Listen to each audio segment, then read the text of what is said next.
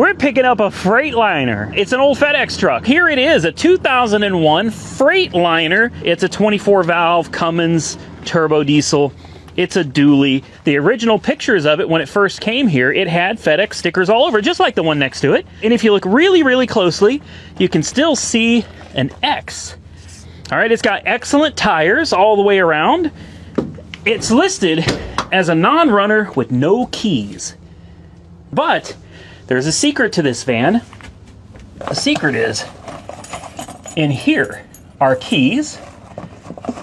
And in here is a special strap you're supposed to wear on your wrist to start it. You sit this thing here. Apparently this operates the doors.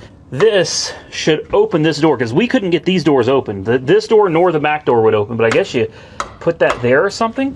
We're going to put the key in the ignition and we're going to just turn it on. Now the batteries are bad, but the batteries are located under the steps. It is a 12-volt system. There we go. She's got juice. Now we're going to grab the other GB150. We're going to throw a positive over here. We're going to throw a negative on the other side. It runs, and you got a little fan right there too. I think, there you go, look at that. Anyway, I had somebody tell me that I was going to get sued for showing you guys how to start and operate a FedEx truck. So I guess question number one is, once you get it started, how do you drive it? Well, that's pretty simple. Yeah.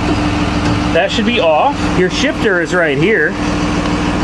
And, well, I think it's in reverse, but the speedometer is still going like 80 miles an hour. Yeah, it's in reverse. I've never driven one of these vehicles. Oh, she is noisy. We do have a check engine light on. Does that really matter? I don't know. Hey, it shifts. It shifts.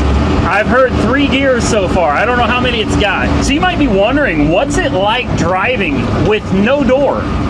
Yeah, it's just you and the road, man. It's a little on the sketchy side, but the airflow is great. I have a newfound respect for delivery drivers. It is horrible driving one of these. I would never tell you this is a great, comfortable ride. It is not. This thing's like riding in something that was built for the damn military, man. So if you don't know what these go for, let me tell you. This exact truck, exactly like it is, like exactly this way. This exact truck sells for $15,000 to $20,000 all day, any day of the week.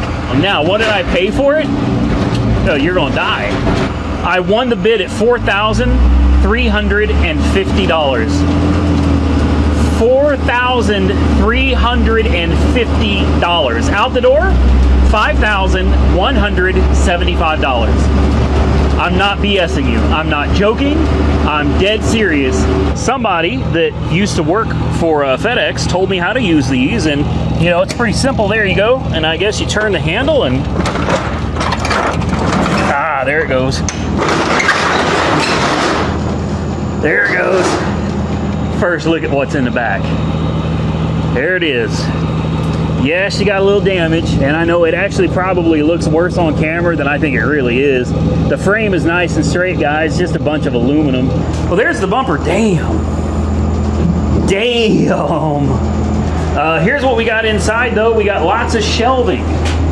Some of this stuff, I don't know, some kind of bungee cord type deal. Oh, we got a spare tire. Oh, it's got air in it, too. Let's see if we can open this door. This is what I think you push this. There we go. We did it. The roof looks good, guys. She really does. I'm thinking for me, though, I don't really need these shelves. I know they fold. These fold up, too. Nope, that one does not. This does, though. So this, and this all fold up. These ones over here do not.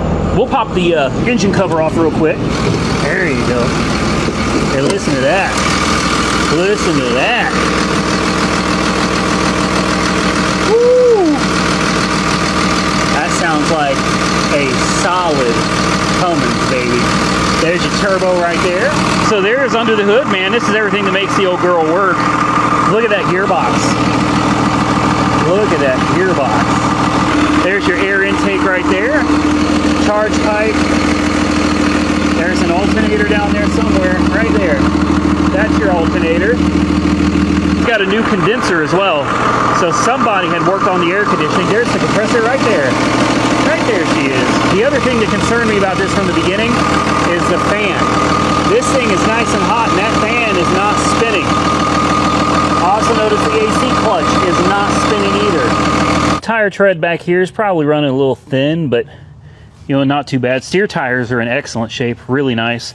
225/70R 19.5. Look at this right here though, guys. This is concerning. All right, you see the miles down there counting 66.4? It thinks we're going 70 miles an hour, 66.5. This thing is going dead or something. No. So I guess the question is how the hell do you open the door? It's just an electromagnetic lock. How do you make it work? Well, there's a couple things you can do. There's a button right here. Boom. Little button right there. It activates the electromagnetic lock for 5 seconds. Boom. Then it closes. Next, if that doesn't work, you got to find a tool to get in here between the door, and you got to push that back, or you can take a screwdriver and just push this back right here until it opens and you get the rollers out of the way. That's the only way to do it. Now real quick, I kind of set things up so I could take a look at the fluids with you guys. How does that look for antifreeze? That looks pretty damn good. That looks pretty damn good. Next, transmission. Or I think this has an Allison transmission. I believe this is a 24 valve Cummins with an Allison automatic behind it. And what is the transmission fluid supposed to look like? Well, here it is. Oh, use Dextron 3. Well, now we know what kind of trans fluid it takes. Since it takes traditional Dextron, I can tell you that's a little on the dark side. Not horrible. It's definitely not the worst I've seen, but I'd say that's probably due for a service. Next, let's take out the oil dipstick. Let's see what... she's a little low. Let's wipe that over here and see what that looks like as well. I mean, diesel oil always looks nasty, guys. What about brake fluid? Power steering fluid. Obviously, we got a massive brake reservoir here. Can you see in there? Let's see. Oh, it's clean. Power steering fluid. I'm pretty sure that's what this is, right? Pretty sure that's power steering fluid. Oh, wow. Yeah, looks like Dextron in there. Looks like she's got plenty. So, not bad, guys. So we've got Austin Carr here. You haven't put batteries in it yet, have you? I don't know. Oh, we're halfway done. We didn't start it. No, I wasn't trying to have you put the batteries in. I could have done it myself, man. Have you ever put batteries in one of these before? Actually, no. Really? I have not. And you figured it out? Now, I know how these work because they're the same as the motorhome starting batteries. Yeah. Like the pusher motorhomes. Yeah. Same way. Same deal. So all the cables, I mean, this was one of the most simplistic setups that I've seen. It's all zip tied, wired how it should. Right. It didn't have keys. No keys. But run and drive. So at dealer auto auction, they knew that bracelet is what starts the truck. You don't need keys. That bracelet is your entry into the vehicle. Somebody's working for a company. What I think is wild, though, is this just came off from FedEx. Like, I've got the title. FedEx just let it go in August, the end of August. FedEx retired it. So did they sell it, or did they put They it sold in the it. auction? They sold it. And it went to a fleet rental company. So they were probably renting this truck out to somebody that was doing like Amazon delivery. Then it got in an accident. Somebody rear-ended it. And, you know, bashed in the rear end, which it's still perfect. You could have... That frame is straight. Yeah. It just needs another bumper. Even the bumper shocks are still good on it. Yep.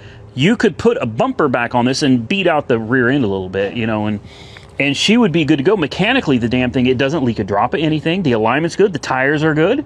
You could have continued using this for another 1,000,000 miles. Probably. But they decided to retire it, and I think it's crazy that they sold it to me because these are at a minimum $15,000, and it's clear title. It's not salvaged. Wow. This is not a salvage. This is not a rebuilt. This is a clean title, and this thing sold for $43.50 to me. That's crazy. It's also got this thing, and I don't know what this is either. Huh. Some kind of tracking device? I hope they're not tracking us. You know, it obviously tracks because this light blinks. Okay, and it was attached to the driver's door thing right here, just sitting there. I appreciate it, Austin. Those batteries were $250. I got the invoice. $255. Something like that. Hey, you know what's crazy? Before those batteries were replaced, this odometer was always set like, okay, if you're driving it, the speedometer was accurate. But sitting at an idle, this would run 70 miles an hour when you weren't moving. And the odometer, it says 75 miles. I've driven it like 8. This is seriously inaccurate here. But now that you replace the batteries, this is sitting at 0. Until next time, stay safe out there, everybody. I look forward to seeing you all again very soon in the next one.